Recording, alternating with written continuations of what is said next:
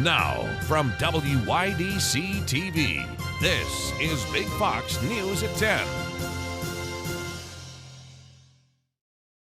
Tonight, continuing coverage of the disaster emergency declaration on gun violence in New York. Some are hopeful Governor Cuomo's plans will make the Empire State safer, but others are concerned about their Second Amendment rights. Big Fox's Matt Kleindienst has our top story. Good evening, Ann. I spoke with one gun shop owner who wants to see violent gun crimes addressed, however has several concerns about the policies laid out by Governor Cuomo. In the wake of increased gun violence in the state, John Betts of John's Gun Shop of Thurston says something needs to be done. It's something that should have been done a long time ago. Where there's crime, squash the crime. Just get rid of it. However, Betts raised several concerns with the emergency declaration. Part of Governor Cuomo's order bans people with active warrants from purchasing a gun. Betts maintains that New York's SAFE Act already stops gun sales to criminals. Everybody that comes in the store, they fill out a background check. If the FBI says they can have one, which I believe New York State hires them to do the job, then they can have the firearm. The steps are in order. A criminal cannot come in here and buy a gun. Cuomo's executive order would also end immunity for gun manufacturers, meaning residents can more easily sue them. Betts believes gun manufacturers shouldn't be held responsible for gun violence. If somebody buys one legally and somebody steals my hunting gun, let's just say, or my neighbor's hunting gun, and then goes out and robs the store and shoots somebody, why should that person be responsible, that manufacturer, for making that gun? It's the person doing the crime. He says the state needs to focus on catching criminals in order to reduce gun violence. It's just obey the laws, catch the criminals, leave them in jail. Matt Kleindienst, Big Fox, WYDC in Corning.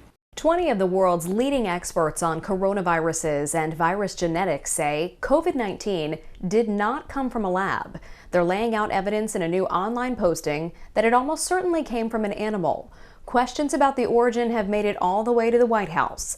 The scientists say it's just a coincidence that COVID-19 started in a Chinese city with a virology lab. They say Wuhan was probably the hotspot because it has multiple animal markets and is a travel hub. A continued push by some for children to be vaccinated, as the American Academy of Pediatrics reports almost a quarter of all COVID-19 cases are in children. Kevin Torres reports. This is really concerning for local infectious disease experts here in the metro. The number of pediatric COVID-19 cases is going down, but doctors tell me one of the reasons for that is there are plenty of kids who will become infected but aren't reported or tested because the virus doesn't impact them as much. But even with that, new data highlights a troubling trend. A year ago today, children only accounted for 2% of new COVID infections, according to the American Academy of Pediatrics. But as of today, they account for more than 24% of new weekly infections. Mind you, children make up 16% of the U.S. population. Now, local infectious disease experts say even with the Delta variant, COVID remains a relatively mild, self-limited disease for children. The danger is more so the post-COVID symptoms, which we still don't fully know about, and the ability to have children infect others. And with this Delta variant, we are going to begin to see waning immunity among other populations, including grandparents. So older people have waning immunity, people who are not immunocompetent, those who are immunocompromised, will likely have waning immunity or not as good a response to the vaccine, and those people can be at risk. Dr. Zane at UC Health says it's even more reason for both adults and kids who haven't been vaccinated to get vaccinated. If things go as planned, it's looking like children under 12 could be eligible for the COVID-19 vaccine as early as later this summer. In Denver, I'm Kevin Torres.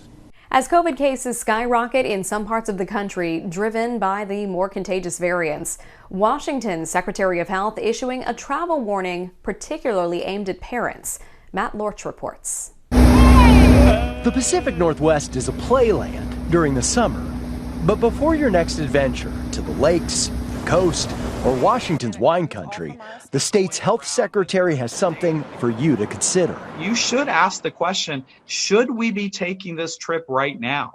And the answer may be no. The answer may be let's wait. Walla Walla County, a popular tourist destination, is averaging almost 300 cases per 100,000 people, rivaling rates seen at the height of the pandemic. When you're going around, whether it's the state or the country, or even if you decide to take an international trip, you've really got to know what's happening in that setting where you're going. Dr. Umair Shah says it's especially true for parents of kids too young to get the vaccine.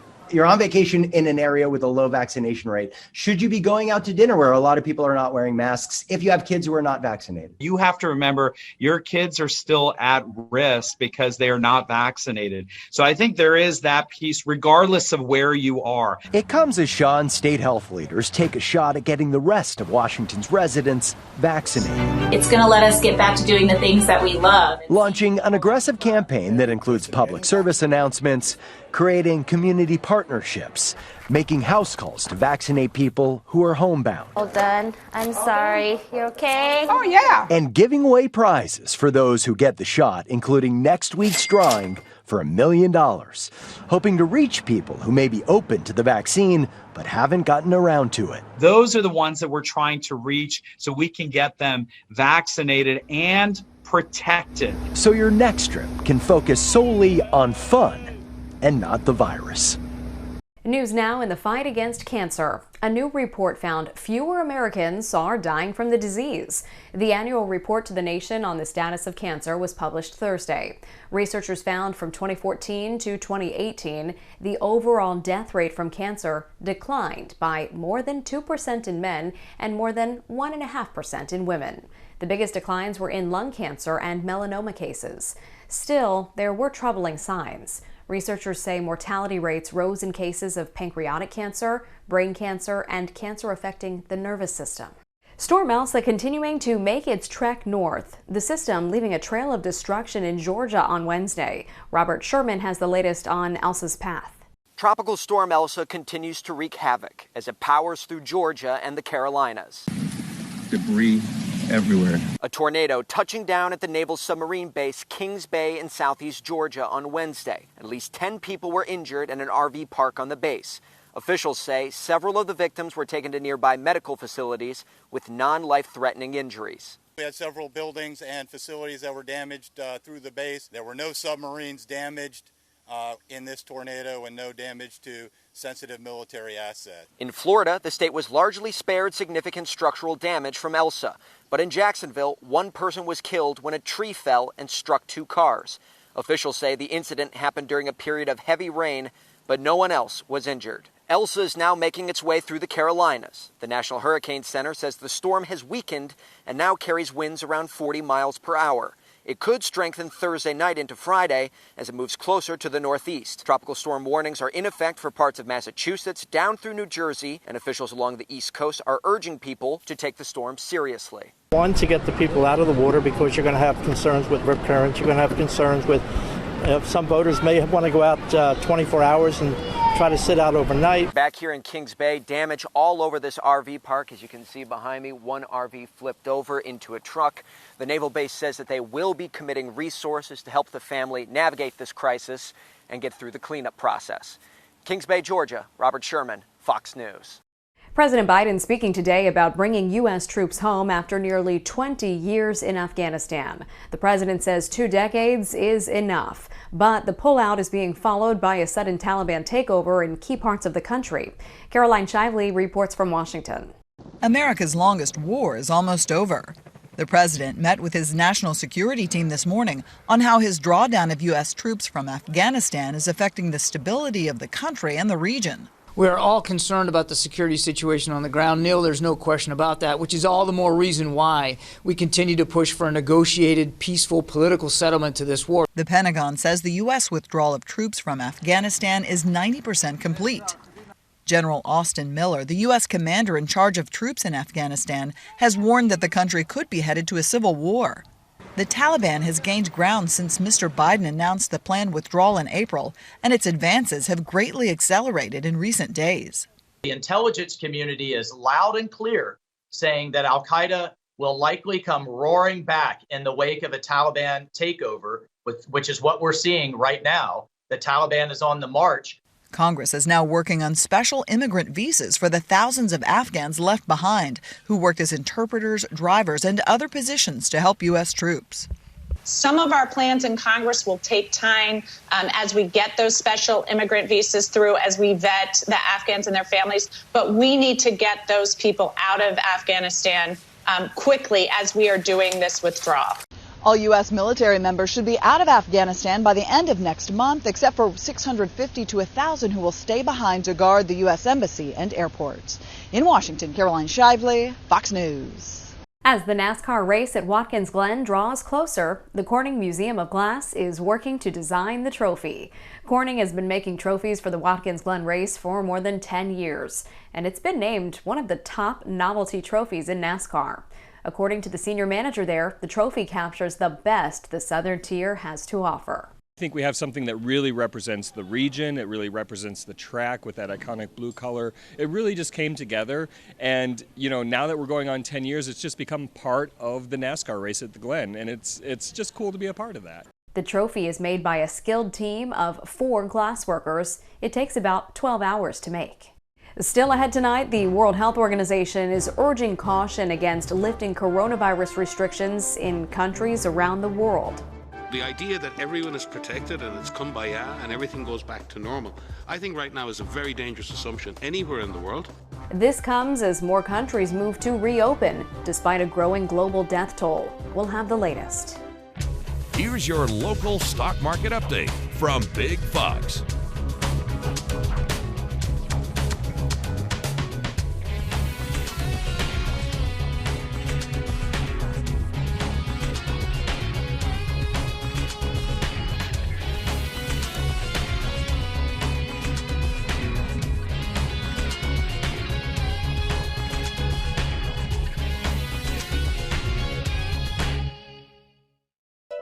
Now, your Twin Tiers forecast from Big Fox. Your Big Fox forecast is brought to you by William Mattar. A lot cooler conditions for today, as we did see some rain across our area as well. And we did have that cold front that slid through the region. 9 degrees cooler in Elmira, 7 in Corning, 8 degrees cooler in Watkins Glen, and also in Bath. We are expecting temperatures to stay pretty much in the 70s in the afternoon for your Friday and also into the weekend. We do have the possibility of a few more showers moving in across our area. Elsa will continue to ride toward the New England states and then eventually away, and it is drawing a little bit of moisture into the region, and so that's resulting in a few shower activity for your Friday. But over the weekend, drier air will start to filter in, and it's not going to be quite as humid. Dew points right now upper 60s, so it makes the air feel just a little bit warmer. It feels just a little bit muggy. By your Saturday, though, those dew points will be dropping down into the 50s once that cold front finally pushes in. But then it's going to be back to that sticky air as we head into early next week, out ahead of another cold front that will come through. So initially, we're going to be in that warmer and more humid side of the storm system, and then things will start to cool down a little bit by the middle of next week. So as we head into your Friday, we start off with around 71 degrees. Our temperature reading, it warms up to close to around 80 degrees by noon. It will feel like the low 80s just because it is going to be a little bit sticky, and then those temperatures will drop down into the low 70s by the early evening hours. Expect a few scattered showers and a few thunderstorms across our area as well. And then here's our next rainmaker, a low pressure system that will be diving down through the Midwest, and then it starts to move into the Twin Tiers by Sunday night into Monday. So there will be a few showers that will start to move in from the south, and so we are expecting more rain as we head into early next week. So our future radar is showing we are going to have a few showers and thunderstorms for tonight, starting off with some wet weather for your Friday, and it looks like it's going to be off and on shower activity through the afternoon. There could be an isolated thunderstorm or two as well, and then by 10 o'clock, I think all this will be clearing out. We're going to stay dry through your Saturday and also into your Sunday, but then coming in to Sunday afternoon, it looks like our chances of rain will start to really increase, and it scatters all across our hometown. So wet weather will return by the end of the weekend. Here's a look at your forecast. Tonight we drop down into the mid 60s with a lot of cloud cover, and there still could be some thunderstorms with some heavy rain. Showers will be likely tomorrow. Highs around 79 degrees in Elmira, around 80 degrees in Corning. Your extended forecast calls for less humid air over the weekend. Quite a pleasant weekend with highs in the upper 70s. But again, increasing clouds on Sunday, and there will be a few showers and thunderstorms by the end of the day. More chances of rain on your Monday, and then we warm up close to around 90 degrees on Tuesday. The World Health Organization is urging caution against lifting coronavirus restrictions in countries around the world. It comes as more countries move to reopen despite a growing global death toll and concerns about the rapidly spreading Delta variant. Steve Nannis has a closer look in today's Health Minute. An urgent plea and call to action on COVID-19. The World Health Organization urging extreme caution against completely lifting public health measures. The idea that everyone is protected and it's kumbaya and everything goes back to normal, I think right now is a very dangerous assumption anywhere in the world. WHO leaders making the case for world governments on Wednesday, the same day the global death toll from COVID-19 surpassed 4 million, according to Johns Hopkins University. World health leaders saying the pandemic is still raging in countries with low vaccination rates, and that lifting restrictions puts other regions at risk for the spread of variants. This is not a flat curve. This is an increasing curve. Making assumptions that transmission will not increase because we're opening up because of vaccine is a false assumption. Transmission will increase when you open up. This comes as the Delta variant sets off alarms around the world. The European region saw a 33% increase in COVID cases in the last week. But despite the risk, the U.S. and England have been gradually easing restrictions, with England planning to lift most virus restrictions on July 19th. But with other countries still struggling with severe COVID-19 outbreaks, health officials stress that nations must be very careful to not lose the gains made in combating the pandemic. We're tracking this virus circulation all over the world, and we're seeing sharp increases in cases in far too many countries right now. For today's Health Minute, I'm Steve Nannis. A disturbing story out of Louisville, Kentucky now. Newly released body camera video shows the harrowing moments when a little girl was saved from her kidnapper by police. Natalia Martinez has the story. That's probably gonna be it. It's one of the worst fears for any parent. One more in the car. A 6-year-old girl snatched from her bike by a stranger. It's like the world stops, so it's like every second feels like hours. Frantic neighbors call 911, seeing a man in a red Dodge Challenger pick up the young girl by her collar, throw her in the passenger seat, and take off. Everybody was responding. Everyone from the entire division dropped everything they were doing. We probably had 13, 14 cars. In 10 minutes, Officer Jason Burba and other officers track down the car. Sergeant Joseph Keeling gets behind the suspect. To your hands. Okay, what's your exact location? Hands. Put your hands in the air. 40-year-old Robbie Wilt is arrested. Keep walking back. Get on your knees. Get on your knees. You can hear the sirens blaring down the street. When I approached the vehicle, I didn't know what was going to be behind the door. The windows, the tent was so dark. What he found was the 6-year-old victim, petrified, but now safe. Hello. It's okay. It was tough. You have kids. Berta and Keeling are both fathers. It's overwhelming, very overwhelming, especially when you hear her crying and asking for her family, and she's so scared. It was definitely a gut check. This time, a happy ending and a promise. If something like this does unfortunately happen to you, we're gonna be there, and we're gonna be doing everything we can to help you and make sure you're unharmed. Attending that dream sporting event may be out of reach for some, but one Phoenix Suns fan didn't let a little thing like finances get in his way of seeing Game 1 of the NBA Finals. As Bailey O'Carroll reports, he sold his car to make it happen. We haven't been in the finals 28 years. I've only been alive for 24 years, so it sounds like a once-in-a-lifetime opportunity to me, so I'm going to make it happen. Suns at 4, let's get it. Lots of Suns fans arrived at the arena in an Uber. Donovan Haycoop, a lifelong Suns fan, was no different, but for him, it wasn't because he wanted to save money on parking. He honestly didn't have any other form of transportation. As soon as we beat the Clippers, I put my car on the market. You heard that right. He literally sold his car to buy Suns tickets. Here we go. What did your parents say when you told them you were going to sell your car to go to the Suns game? They loved it. Really? Yeah, surprisingly, I told my mom, I was like, I'm going to sell my car, get finals tickets, and she goes, awesome, you know? And I was like, okay.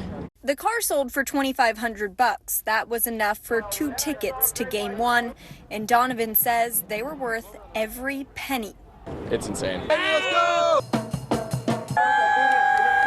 It's unlike an experience I've ever been in before. But the whole selling his car thing aside, Donovan, who's been going to Suns games for as long as he can remember, says he's just proud of this team and how far they've come. Thanks for giving us a reason to come out here and sell our cars.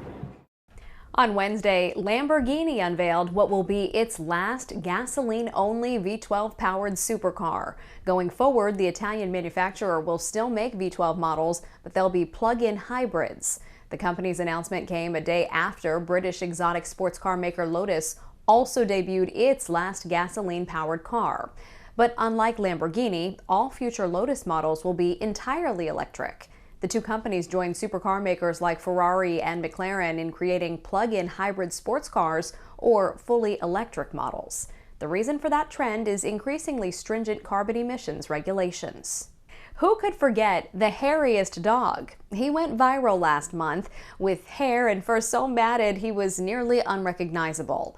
Well, he got a shave and now he has a new home. As Jeannie Mose reports, he's been adopted. He arrived covered in so much hair you couldn't tell exactly what creature was underneath it. He looked like a cross between a dog and a cowardly lion.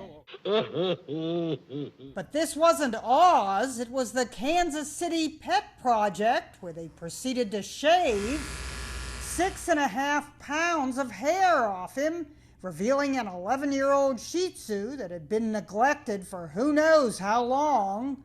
The before and after pictures were stunning. The video went viral. Basically, my heart broke. I couldn't sleep that night. The next morning, Vicky Warden showed up trying to adopt him, and when Vicky and Carl finally got to meet him, Instantly started, kissing on us. Now he has his forever home, joining their 3 other rescues, Shih Tzus and a Shih Tzu mix, all girls. He has his little doggy harem. So they all get along really well. He also has a new name, Logan, as in the X-Men. That's Phoenix next to Logan. Even at his hairiest, Logan the dog didn't have claws like this. But Logan from X-Men did have dog tags, not to mention a limp. Logan the Shih Tzu still has a minor issue with his gait from carrying the weight of all that hair. And now he's developed a breathing problem, despite whatever neglect he endured. He's really chill. His favorite place to hang out and sleep is in Carl's closet. This dog that didn't have a haircut in months or even years will now go to the groomer every 6 weeks. Logan has a quirk that his owners find endearing. It's how he wags his tail, probably due to how the hair weighed on it. Instead of going back and forth. So he basically wags one way. But it wags a lot. We're hoping this is a tale with a happy ending. Jeannie Mose, CNN, New York. We want to leave you with a smile tonight. Some restaurants are struggling to convince people to come back to work after pandemic closures and furloughs. Well, to help, an establishment in Louisville, Kentucky is making sure its employees feel valued. The owner of Ramen House Louisville decided to give his employees a special thank you for keeping their customers fed during the COVID pandemic. From July 5th through July 11th, nearly a dozen employees will enjoy a week in Las Vegas, all courtesy of their boss, Jonathan Ham. I just don't think it should always be all about the money. It should be about the relationships that we build. And I feel like for the most part, all my people love working for this restaurant. Workers who weren't able to go got bonuses. Now that is a man you'd like to work for. From our whole team, thanks for joining us. We hope you have a great night.